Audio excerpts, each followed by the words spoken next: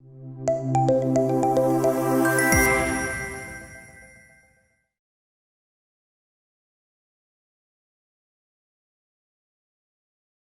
very first presentation is by upGrad campus, and for that I invite Mr. Amit Mahensaria, CEO of upGrad campus. So good morning everyone.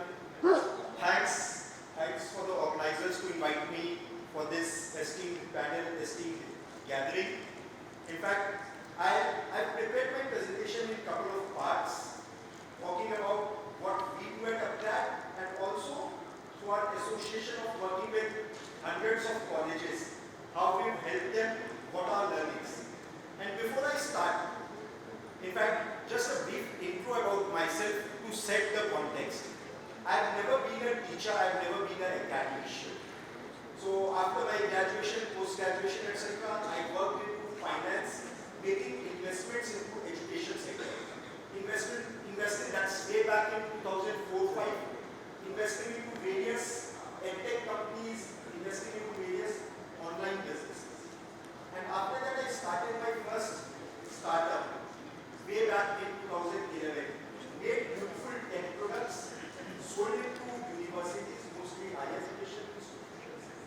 And after 2.5 years, failed miserably. And that gave me the first lesson. In edtech, ed comes before tech.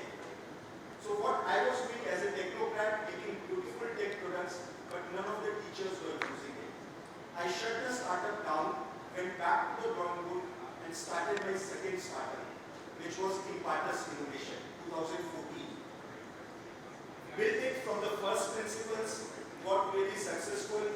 Last year got acquired 100% by upGrad, and Impartus has been rebranded as upGrad Campus.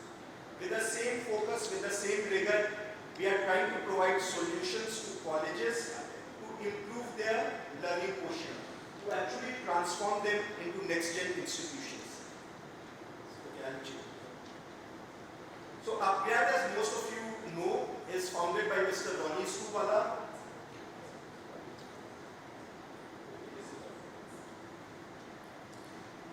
So upGrad is founded by Mr. Ronnie Screwvala, and one thing that is very particular about upGrad is the upGrad quality. It's known for its quality of courses. Its courses in the higher working professional space that typically price around 2 lakh rupees. For university space, we have taken the same quality and made it much more affordable. And we are partnering with universities to make an impact on college students. And I'd like to play a very short video clip, 10 seconds, to set the context of how we approach things at upGrad. Can you play the video?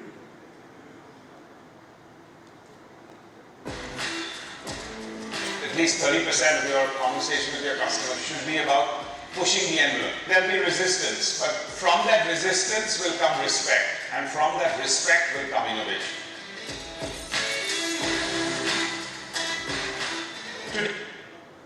Basically, what we are trying to do, the broader message is we are not people pleasers. We are not looking and going to sell to university. We are actually here to do the hard part. What is needed? The whole higher education space in India as well as globally is changing. We have a very clear mission: reach out to universities and actually show them the mirror and offer them the solution. And jointly build products which would actually benefit students. From that hard thought, from that hard work would actually come the innovation. That's what we are trying to do. At upGrad, I'll keep this thing very short. We are actually following a holistic approach, not only imbibing technology, but actually imbibing world-class faculty, industry interaction, hands-on learning, which most of the universities also do. I think we put a lot of resources to perfect this for the next-gen students. At upGrad campus, we have more than 300 plus universities like MICA, like Galgotia, IIT Delhi, BITS Pilani, SRM University, multiple universities, Marwadi University, lot of universities are there, IIM Bangalore, which we have partnered both for tech solution as well as new age courses. So now I will start my presentation about some of the things that we believe from our working with hundreds of colleges, what works for them, what works for universities. First, it has to be a two-pronged approach. When as universities you are looking for next 5 years. One, you have to move into a digital world, online world. 3 years back, I used to talk about it's good to have, it's nice to have if you have aspiration. I think the world has changed, the times have moved on, it's a necessity. So here when we talk about digital, it can't be just a tech enablement. It can't be just online. It has to be a blended learning. Right now in India, especially when we talk to students, they are not comfortable just having access to online videos. Digital is much more than online videos. Your teachers, your faculty should be able to embrace online learning, should be able to embrace digital. And it has to be blended, a mix of physical, live as well as recorded. And second approach, which in the past couple of years is very much taking ahead, is job-ready new age courses. In fact, one of our panelists in the previous session, Professor Amit, talked about it, that you need to de-link industry with education. While I agree with that, education is more important, we also have to realize that students care about outcomes. We have close to around 1 million student interaction with us in the college education space itself. And every student, when we talk, though we have put a 200-member content team to create world-class content at upGrad, when a student calls, he asks, job kitne ki lagegi, kahan lagegi. So that is one thing where we can't de-link it. The outcome is very important. Show them the outcome and then completely focus on education. So it has to be a mix of it. So job-ready courses also, it has to be practical learning taught by industry professionals and hands-on experience. Here this is very important. At upGrad campus, we don't employ teachers because faculties are great when it comes to employing world-class teachers. We actually sign and impanel industry professionals who are working in the industry and teaching our students. The day we employ them as employees, they wouldn't be industry professionals. So that's a fine distinction that we actually do. In fact, everyone knows about this thing, problems from existing ecosystem. I am not going to talk much about it. It's about improving the syllabus, more inclined towards making them what is required in the market. The whole goal is, my student should not get a job, he or she should get a better job. That's one thing with which industry interaction, industry hands-on projects becomes very important. And we at upGrad campus also focus a lot on humanities. So when we partner with colleges, I'll give you an example on this side, what we do. We go and partner with colleges and launch a joint degree program, where the college teaches them core skills, we would be teaching them new age job-oriented skills. So over a period of 3 to 4 years, the student would have done 60-70% courses from college, 30-40% courses from upGrad campus. At the end of his graduation, the student is able to get a much better job. And last point, in fact, to universities, two broad trends that are there and universities will have to adopt that. One, integration with industry and industry professionals. I think this is most important. As we are moving ahead, we need to, at universities, we are not completely equipped for that. I was talking to, in fact, day before yesterday, I was talking to a vice chancellor of a leading university in NCR, Delhi, and he was telling me, Amit, can you get me industry professionals who come to my visit my university and take guest lectures? And my answer was, you can do guest lectures, but that's a checkbox. By having industry professional come to your campus and taking a guest lecture is not industry integration. Industry integration is when the whole course curriculum is designed and developed by a couple of members of industry as well as a couple of members of your faculty. So that is something that we focus a lot on, and universities will have to do that. Second, I think as we move ahead, and again I was at IIM Bangalore, we were talking about future of learning. One message that came across very clearly is the future of learning is in the hands of students. They are becoming more and more powerful, so we have to think what students want. And one thing is very clear, we have to provide them flexibility. Flexibility in the way they learn, flexibility in terms of career choices, in modes of learning. And my advice would be at least start with one of these two things till you find your sweet spot. I think it's imperative that we move on this direction sooner than later. And just before ending, unsolicited advice, but after interacting with hundreds of universities as well as millions of students, I think one thing is, these two things are very certain coming from personal experience of running edtech startups for more than a decade. Don't implement tech for glamour. In fact, faculties are not ready.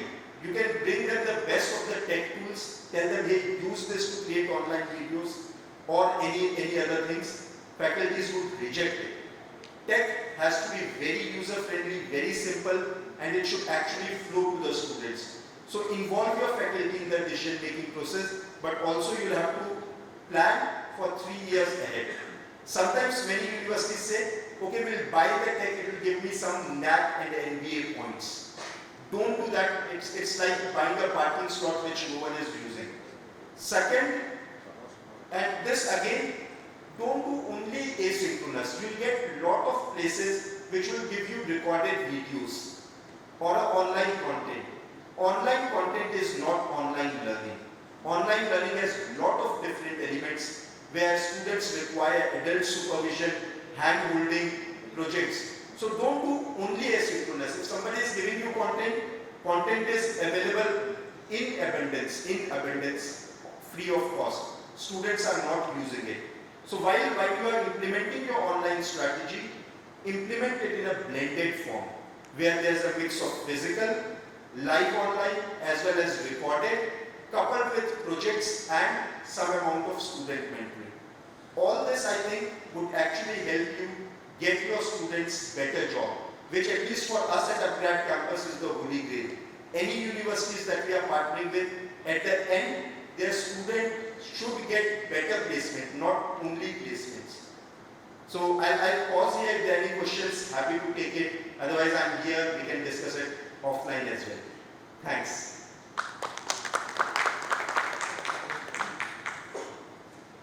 I have a question. Yeah, sure. Is that audible to you from here? Yeah, very Good good. morning, myself Dr. Ganganath, representing Lakshmi Vidyapeeth. I'm a director of MBA College. It's very proud moment for us to share our ideas and thoughts actually. And I am one of the speaker in the fourth session, but unfortunately I'm supposed to leave the session by 1 o'clock on an emergency meeting at Surat in the evening. So my question is, see, we get a platform to discuss and speak so many things which is like very glamorous. But when we go to a tier 2 cities and tier 3 cities, even in tier 1 cities as well, because my topic is connected to your topic, industry-related curriculum and employability skills, and it's a journey, not a destination. We speak a lot of things, even educationists or the industrialists. I'm sorry to say, it's not a blame game on any part of the society. Somewhere, we are showing our lacking of commitment in terms of execution. This is the highest challenge in the education industry. We talk, of course, this has been spoken by many of the educationists as well as, industrialists. Somewhere there is a gap, who is going to fill up that gap? You are at the other end of the ocean and we are at the other end of the ocean in the, industry. Ours is a service industry and yours is a, maybe commercial or service industry as well. But, who will bring them together? And they are busy with their business and we are busy with our business. We are looking about the admissions and you are looking about the revenue generation. And meanwhile, such kind of a platforms, we get an opportunity to talk and we talk together and we leave. That's it. See, are there any industrial association is coming up by taking a challenge and accepting the challenge to tie up with the the tier 3 level institutions as well, because they are also in seeking of the job. Sure. Somewhere we are educating, transforming the lives of the students through traditional method or whatever it is you say. But the question again comes, I as a dean, earlier I was representing Gujarat University for the Commerce and Management Department, where I conducted BOS and other things, but sorry to say, because somewhere it hurts to me, because when I'm an education institution representing as a higher authority. The moment we talk many things in the even BOS where curriculum design upgradation comes, the faculty will not accept, the members will not accept, even the industry representatives, they will come and they will not give valuable inputs. I really say it's very hurting for me, because it's a platform to express, and somewhere we have to catch hold of the people. Yes, if you are willing, then I am willing. You please come and sit, discuss. And see, when we start going ahead for the implementation, there are many hurdles ahead. Sure. So, in fact, very valid points. Yeah. So, I'll not be answering it. It's not a question, it's a comment with a very valid points. I'll just add on a couple of things to you, to that. First and foremost, your point is very valid. The tier 2, tier 3 institutions have the maximum need. And I'll tell you about personally, forget about upGrad. I've worked very closely with them, gone out of the way providing free of cost solution, very simple solution. But I've stopped doing that partly because till the time there's an intent, you can't make change. For universities where their intent is missing, so I'm talking about 20%, 30% of the universities. For all others, actually at upGrad, we are not looking this as a short-term revenue generation thing. We are here for the 10 years. The first 3 years we partner with any university, be it a tier 2 university or a tier A+ university. We don't look at revenues, we look at impact. And again, very valid point, the ideas, whatever I talked about, are very basic. Every one of you knows about it. It's all in the execution. If we are successful or you are successful, it's all about execution.